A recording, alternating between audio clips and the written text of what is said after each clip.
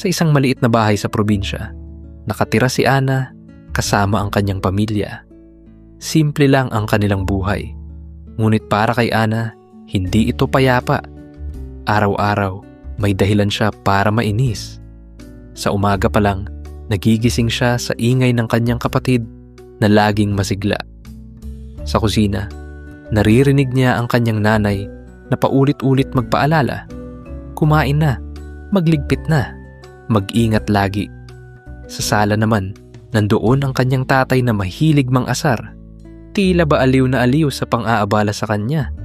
Habang lumilipas ang oras, unti-unting napupuno ang kanyang isip. Maliit na bagay, nagiging malaki sa pakiramdam niya. Hindi niya napapansin ang saya sa paligid. Para kay Ana, ang bahay nila ay puno ng gulo at ingay. At sa puso niya, iisa lang ang kanyang hinihiling. Ang maranasan ang tunay na katahimikan. Isang hapon, tila sabay-sabay dumating ang lahat ng kinaiinisan ni Ana. Sa sala, malakas ang tawanan ng kanyang mga kapatid. Sa kusina, sunod-sunod ang tawag ng kanyang nanay. Parang walang katapusan ang mga utos. Sa gilid naman, naroon ang kanyang tatay na may biro na naman. Tila hindi napapagod mang-asar. Habang naririnig niya ang lahat, pakiramdam niya ay lalo siyang naiipit sa ingay. Parang wala na siyang sariling espasyo. Huminga siya ng malalim, pilit pinipigilan ng inis. Ngunit hindi ito sapat. Unti-unting napuno ang kanyang dibdib hanggang sa hindi na niya kinaya. Bigla siyang tumayo. Hindi na siya nagsalita. Hindi na siya tumingin sa kanila. Lumabas siya ng bahay, mabilis ang hakbang. Pagdating sa labas, huminto siya at pumikit. Gusto ko lang mapag-isa. Sana matahimik na lang ang lahat. Habang nakatayo si Ana sa gilid ng kalsada, unti-unti ring humupa ang ingay sa kanyang isip. Tahimik ang paligid. Marahang umiihip ang hangin at sa unang pagkakataon sa araw na iyon, nakahinga siya ng maayos. Ilang sandali pa, may matandang babae na dahan-dahang dumaan sa kanyang harapan. Simple ang suot nito at mabagal ang lakad. Ngunit may kakaibang bigat sa kanyang presensya. Napahinto ito sa tapat ni Ana. Tumingin ito sa kanya, diretso sa kanyang mga mata. Mag-ingat ka sa hinihiling mo. Mahinahon nitong sabi. Saglit na natahimik si Ana. Ngunit agad din niyang iniwas ang tingin. Hindi niya iyon pinansin. Para sa kanya, pagod lang siya. At ang gusto niya ay pahinga. Umalis ang matanda at muling bumalik ang katahimikan. Ngunit ang mga salitang iyon, unti-unting naiwan sa kanyang isip. Kinabukasan, nagising si Ana ng dahan-dahan. Agad niyang napansin ang kakaiba sa paligid. Tahimik, walang tumatawa, walang nagsasalita, walang kahit anong ingay. Umupo siya sa kama at nakinig. Baka maaga lang ang lahat. Baka tulog pa. Ngunit habang lumilipas ang ilang sandali, nanatiling walang tunog ang buong bahay.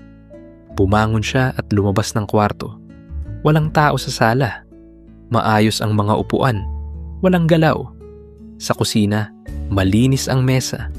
Walang naghahanda ng pagkain. Tinawag niya ang kanyang nanay. Walang sumagot. Tinawag niya ang kanyang kapatid. Wala pa rin. Unti-unting bumigat ang kanyang pakiramdam. Naglakad siya pabalik sa gitna ng bahay, nakatingin sa paligid. Ang katahimikan na dati niyang hinihiling, ngayon ay parang may dalang kakaibang lungkot at lamig. Sa una, sinubukan ni Ana na isipin na maayos lang ang lahat. Baka may lakad lang ang kanyang pamilya. Baka babalik din sila agad. Naglakad siya sa loob ng bahay. Tahimik, malinis, walang istorbo. Umupo siya at huminga ng malalim. Walang gumagambala sa kanya. Walang tumatawag, walang nang-aasar. Unti-unti siyang ngumiti. Ito ang gusto niya, hindi ba? Walang ingay, walang gulo, walang abala. Tumayo siya at ginawa ang mga bagay na gusto niya. Walang pumipigil. Kumain siya ng tahimik, umupo ng walang istorbo. Humiga ng walang ingay sa paligid. Ngunit habang tumatagal, may kakaibang pakiramdam na hindi niya maipaliwanag. Tahimik ang lahat, ngunit parang may kulang. Isang bagay na hindi niya makita, ngunit unti-unting nararamdaman. At kahit pilit siyang ngumiti, may bahagi ng puso niya ang nagsisimulang magtanong. Habang lumilipas ang mga araw, unti-unting nagbago ang pakiramdam ni Ana. Ang dating tahimik ay naging mabigat. Ang dating maayos ay naging malamig. Naglalakad siya sa bahay, ngunit parang walang buhay ang paligid. Walang kumikilos, walang nagsasalita. Kahit ang oras, tila mabagal. Sinubukan niyang aliwin ang sarili, ngunit saan man siya tumingin, pareho lang ang kanyang nakikita, katahimikan. At doon niya napansin ang kakaiba. Namimiss niya ang ingay, ang tawanan ng kapatid, ang paalala ng nanay, ang biro ng tatay, ang mga bagay na dati niyang kinaiinisan. Sila pala ang nagbibigay init sa kanyang araw. Unti-unting bumigat ang kanyang dibdib, at sa unang pagkakataon, naramdaman niya ang lungkot na hindi niya kayang takasan. Isang gabi, tahimik na umupo si Ana sa hapagkainan. Nakatapat sa kanya ang isang plato at isang baso ng tubig. Walang ibang tao, walang kausap. Dahan-dahan siyang kumain. Walang tunog kundi ang mahina niyang paghinga. Dati, puno ng kwentuhan ang hapag na yun. May tawanan, may asaran, may simpleng saya. Ngayon wala na. Huminto siya sa pagkain at tumingin sa bakanting upuan sa harap niya. Unti-unting bumigat ang kanyang dibdib. Hindi na niya napigilan ng sarili. Tumulo ang kanyang luha. Sana bumalik na sila, mahina niyang sabi. Ngunit ang tanging sumagot ay katahimikan. Walang bumalik, walang kumatok, walang nagparamdam. Doon niya naisip, ang simpleng hiling niya ay may kapalit. At ngayon, naiintindihan na niya ang babala. Pero tila huli na ang lahat. Biglang nagdilim ang paligid.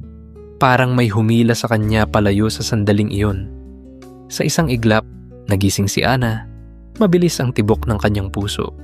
Huminga siya nang malalim at tumingin sa paligid.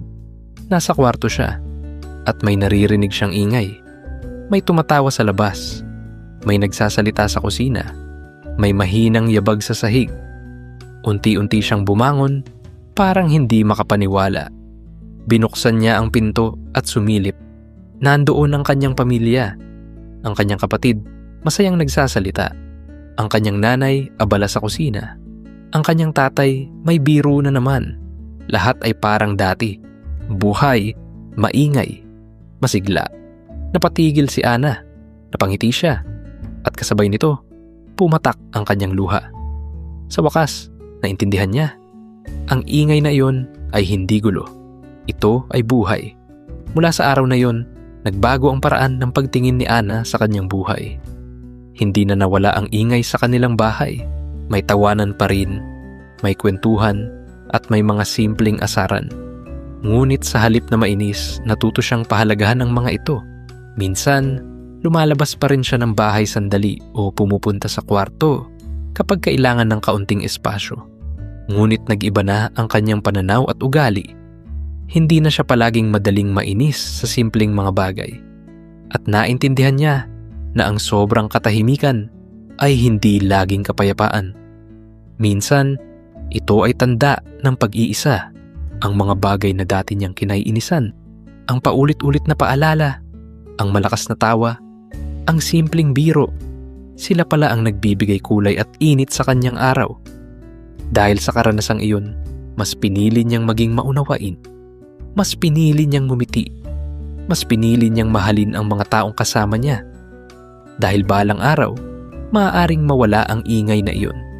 At kapag nangyari iyon, doon mo maiisip na ang simpleng gulo ng pamilya ay isang biyaya na hindi mapapalitan. Maraming salamat sa pakikinig. Huwag kalimutang mag-like, share, at subscribe. At samahan kami muli sa susunod na kwento.